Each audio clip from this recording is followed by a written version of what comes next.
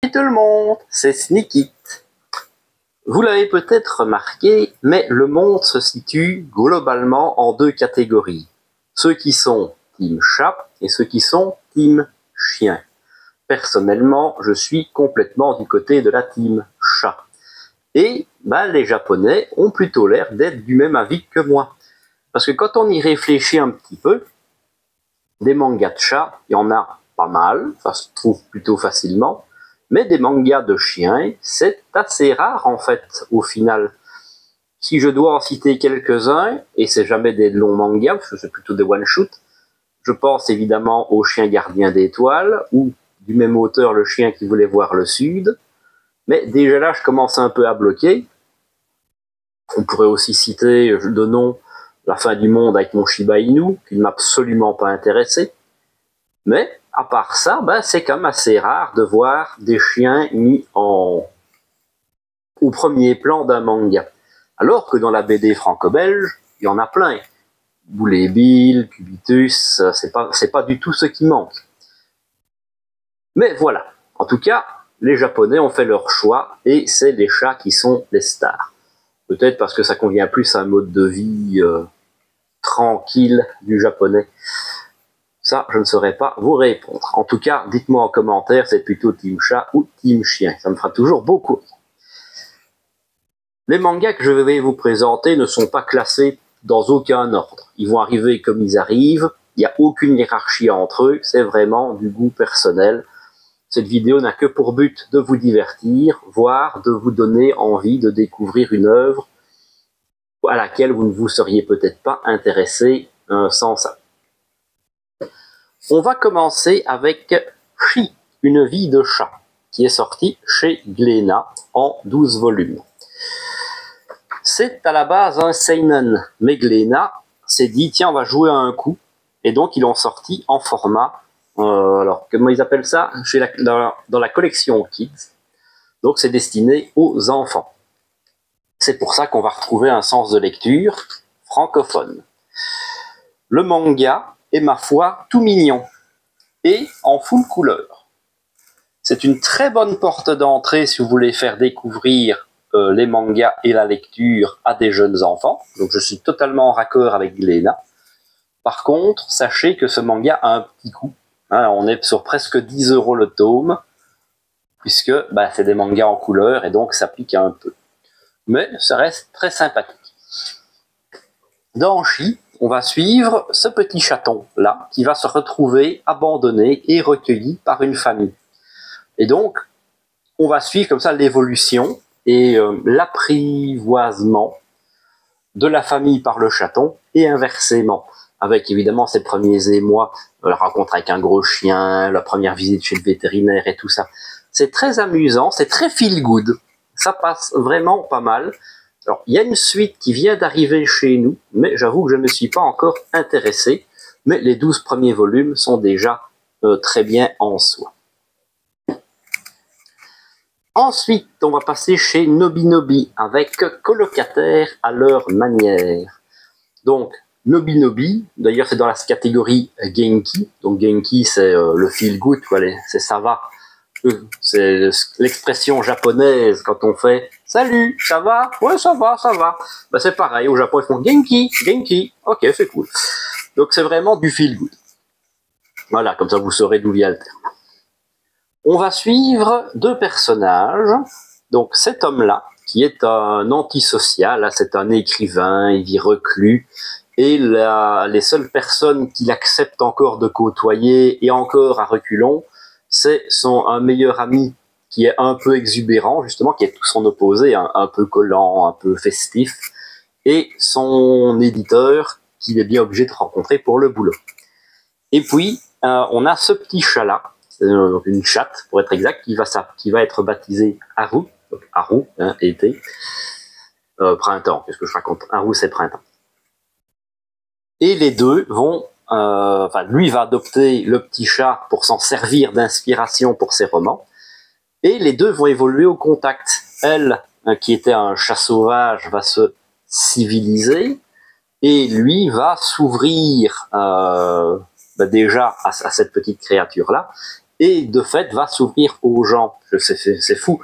Quand on se promène avec un chaton, on est tout de suite beaucoup plus intéressant. Si vous voulez séduire les filles, c'est parfait. Vous vous promenez avec un chaton, ça marche à tous les coups, garanti. Le gros point fort de cette histoire, c'est que l'écriture est très sympathique, puisque à chaque fois, les chapitres sont doublés. Vous allez avoir un chapitre du point de vue de l'humain, puisque là c'est normal, mais vous allez aussi avoir ensuite le même chapitre du point de vue du chat.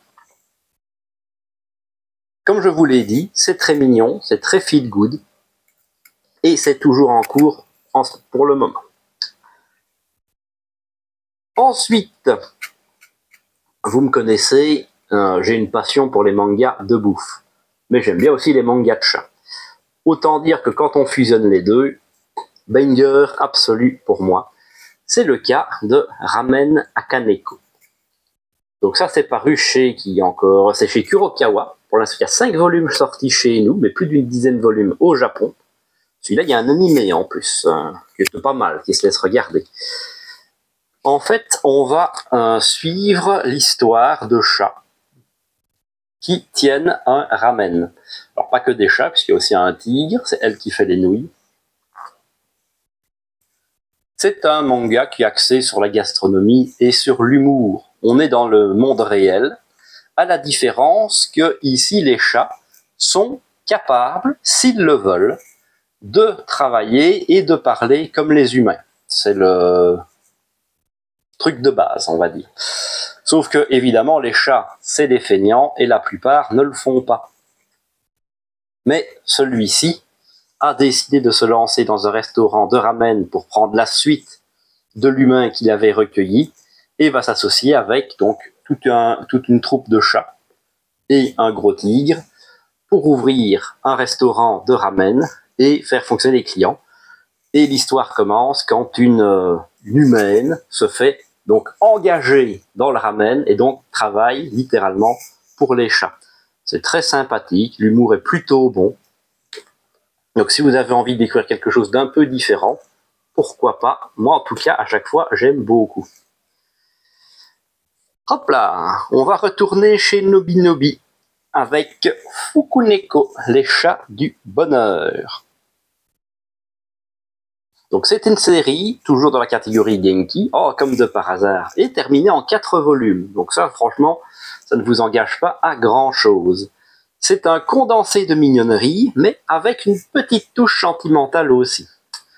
Donc vous savez, vous avez souvent vu, les chats sont un symbole aussi pas mal de bonne fortune et tout ça au Japon, notamment les manekineko, vous savez, les petits chats avec la patte comme ça. Là. C'est à peu près le même principe. Donc dans une ville un peu campagne du Japon, vivent des fukuneko. C'est-à-dire que c'est des petits chats, mais pour les personnes, donc c'est des vrais chats, mais pour les personnes qui leur sont destinées, ils apparaissent sous cette forme, vous voyez ici, donc sous la forme de petits êtres anthropomorphes, on va dire, assez mignons. Et leur travail dans la vie, c'est d'apporter le bonheur et le réconfort aux êtres qui leur sont chers. Mais il y a aussi un petit côté touchant, notamment parce que le chat principal qu'on va suivre, qui est ici, en fait, c'est la reine des chats, en quelque sorte. Elle est globalement immortelle, mais il y a toujours le poids des années. Et par exemple, elle souffre du décès de sa maîtresse, et elle va compenser donc en retrouvant cette fille-ci, qui est l'autre personnage principal, le personnage principal humain, qui est en fait la petite fille de la maîtresse et qui va lui rappeler justement sa maîtresse disparue. Donc il y a aussi un petit côté touchant qui n'est franchement pas pour me déplaire. Si ça vous tente, c'est toujours disponible et c'est en 4 volumes. Donc vous ne risquez franchement pas grand-chose. Chez Doki Doki, un peu de culture geek maintenant avec La Gameuse et son chat, terminé en 8 volumes. On va encore une fois suivre les histoires d'une jeune femme dont la passion, c'est les jeux vidéo. Elle n'a que ça dans la vie. Elle travaille d'arrache-pied au boulot pour ne pas faire d'heures sup, et dès qu'elle a fini, elle rentre chez elle, elle s'enferme à double tour et elle joue aux jeux vidéo. Mais un jour, on va lui recoller dans les pattes un chaton au boulot justement qu'on a trouvé, et elle va, sur un coup de tête, décider de l'adopter. Mais comme elle n'y connaît rien à la vie et rien aux animaux, bah, elle va plutôt voir ça comme un personnage de jeu vidéo qu'elle va essayer de faire level up. Pour elle, elle les représente avec des skills. Voilà, le chat a pris la compétence coup de patte. Voilà, c'est pas mal. Ça marche pas mal avec le côté jeu vidéo, évidemment, puisqu'il y a toujours ces côtés-là.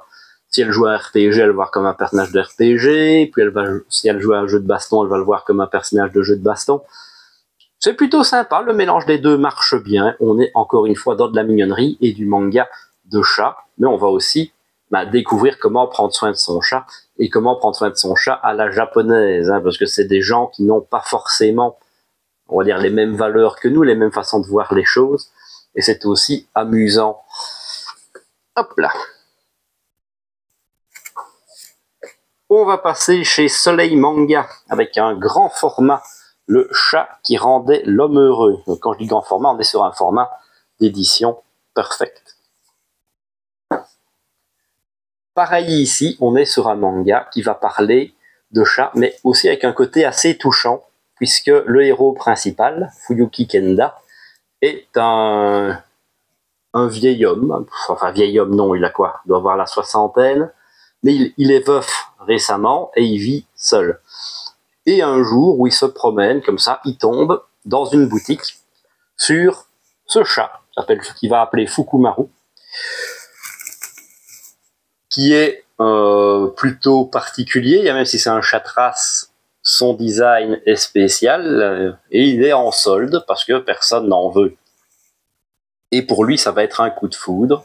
Il va acheter ce chat et en devenir complètement red dingue. Alors pareil, évidemment, lui, c'est un ancien pianiste de génie, et autant dire qu'il n'a jamais eu de chat dans sa vie, il ne sait pas comment se comporter avec les chats. Il va devoir s'y faire, tout découvrir à partir de zéro, et pareil pour le chat, puisque pareil, on a le terme et inversement, hein, donc le chat aussi va en profiter, et va se créer une relation très touchante entre les deux personnages, qui vont aussi, de par leur truc, évoluer. Le côté touchant, évidemment, c'est que on va découvrir la vie d'un homme qui a eu des soucis, et le chat va être une vraie thérapie pour lui. Et encore une fois, on retrouve un grand classique des mangas de chats, puisque on va revoir la même chose des gens qui vont s'ouvrir grâce à un animal. Il va faire des rencontres, il va sympathiser avec d'autres gens, il va se faire découvrir sous un nouveau jour, et pareil, des rivaux à lui et tout ça vont le découvrir d'une façon différente. Ce n'est pas le pianiste sans cœur et froid qu'on pourrait croire au premier abord, mais en fait c'est quelqu'un de tendre. Après, c'est un grand format, c'est un peu plus cher, et là on n'est pas loin de la dizaine de volumes sortis, et on n'est pas encore au bout. Donc beaucoup moins facile. Et on va terminer par ce qui sera peut-être le plus atypique de la bande. Donc c'est les Chats du Louvre de Taiyu Matsumoto. Donc d'ici, le format a encore évolué. Hein. Si le premier était imperfect, vous voyez complètement la différence de format. On est ici maintenant sur un beau gros bouquin avec une belle couverture en dur, comme on aime bien. Alors, vous le savez peut-être, mais le Louvre avait fait un partenariat avec plusieurs mangaka. Donc celui de Jojo Bizarre Aventure, dont je ne retiens pas le nom, Araki, si je ne dis pas de bêtises, Taiyu Matsumoto, Urasawa et... Oh mon Dieu, c'est quand même honteux. Et Jiro Taniguchi, voilà. Pour faire des mangas qui se passent dans l'environnement du Louvre. Et celui-ci est peut-être le plus réussi, même si j'avoue que Roano Louvre, je ne l'ai pas encore lu. Je ne le possède pas tout simplement. Je possède les autres, c'est déjà pas mal. Alors, il y avait deux éditions, si vraiment ça vous intéresse. Une édition full couleur qui ne se trouve plus, cette édition-là qui est toujours disponible. c'est celle-ci. De toute façon, je trouve que celle-ci est beaucoup mieux pour apprécier le trait de Matsumoto. Le noir et blanc est beaucoup plus travaillé. Vous avez quand même des pages d'une qualité non négligeable. On va évidemment retrouver le style de Matsumoto, qui ne plaît pas à tout le monde, mais une fois qu'on s'y est fait, voilà, ça passe. Moi, j'ai mis du temps à apprécier son style, mais ça devient, une fois qu'on y a goûté, franchement, on s'habitue. Hop. Alors, c'est en 2 volumes, c'est pour ça que je ne vais pas trop en dire non plus pour ne pas, évidemment, vous spoiler. Ce serait quand même dommage, mais grosso modo, donc, la nuit, les chats du Louvre prennent une apparence humaine. Donc, on est encore sur de l'anthropomorphisme. Et mènent leur vie. Alors, il y a un côté réalisme, mais aussi un côté magie, évidemment, puisque ces gens, enfin, les chats interagissent entre eux comme des humains. Et puis, il y a ce personnage-là, donc un petit chaton blanc, qui, lui, a la particularité de pouvoir se réfugier physiquement dans les peintures du Louvre. Hop.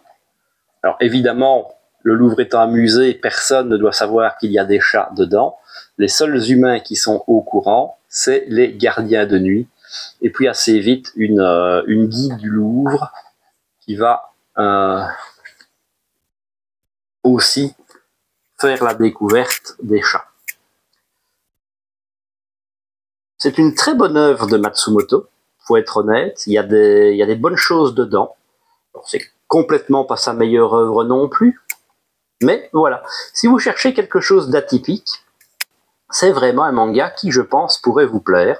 Si vous avez déjà lu du Matsumoto, je pense que vous pouvez y aller sans problème. C'est vraiment du bon Matsumoto. Comme je dis, c'est pas sa meilleure, mais c'est pas sa pire non plus. C'est quelque chose. Celle-là est compréhensible en fait. Il y a tout un côté sous-jacent, bien entendu, mais c'est pas non plus une œuvre qu'on va devoir relire 5-6 fois pour vraiment la comprendre. C'est plutôt abordable. Par contre, évidemment, c'est des gros bouquins qui ont un prix. J'avoue que celui-là, je ne sais plus combien ça coûtait, mais voilà, il y en a 2. Et puis pour ranger, évidemment, c'est un peu compliqué, quoi. Regardez un peu. Mais si vous avez la place, pourquoi pas. Voilà. Bah, ici, c'est évidemment un petit extrait de manga que je vous ai préparé. Évidemment, des mangas de chats, il y en a beaucoup. Par exemple, Yankees m'avait fait de l'œil. J'ai pas encore franchi le pas, mais avec des chats qui passent en mode Furio version humain quand ils se battent, ça a l'air sympathique comme ça. Notez que la plupart des mangas que je vous conseille ont toujours un côté doux et mignon, hein, c'est plus mon genre. Donc les trucs un peu d'horreur comme Night of the Living Cat et tout ça, ça m'intéresse très très peu. J'avais aussi lu quelques one-shoot, j'ai hésité à vous en parler très honnêtement. La fille du... non, comment c'était? Elle et son chat, par exemple, de l'auteur de Une touche de bleu, qui m'a pas laissé un souvenir impérissable. En toute honnêteté, je pense que si maintenant vous me demandez de vous expliquer de quoi ça parle, je ne saurais pas vous le dire, ça m'a pas marqué, j'ai pas foncièrement passé un excellent moment. Mais voilà, donc des mangas de chats, il y en a plein, vous aurez largement de quoi trouver votre bonheur. En tout cas, j'espère quand même que la vidéo vous aura plu. Si elle vous a donné envie de découvrir une œuvre, bah, voilà, c'est le principal. D'ailleurs, n'hésitez pas à le mettre en commentaire si vous dites, tiens, bah, je vais aller goûter celle-là puisque tu m'as donné l'envie. C'est le plus beau cadeau que vous pourriez me faire. N'hésitez pas évidemment à lâcher le petit pouce bleu et l'abonnement, ça fait toujours plaisir. Et en attendant une prochaine vidéo, je vous dis à la prochaine!